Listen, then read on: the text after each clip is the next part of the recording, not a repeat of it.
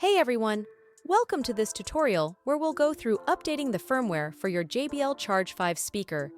If you haven't already, make sure to download the JBL Portable app from either the Apple App Store or Google Play Store. Next, power on your JBL Bluetooth speaker and open the app. It should pop up on the main screen. If it doesn't, ensure your speaker is paired with your iPhone, iPad, or Android device. If there's an available update for your speaker, you'll notice an Update button below its image. If not, it means there's no update currently available. Simply tap on Update.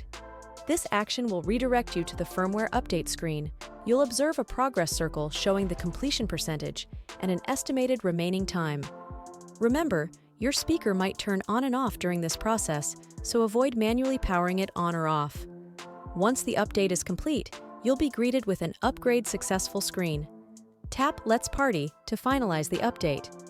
Now you can continue enjoying your JBL Charge 5 speaker with the latest firmware. If you found this tutorial helpful, let us know in the comments below. Thanks for tuning in.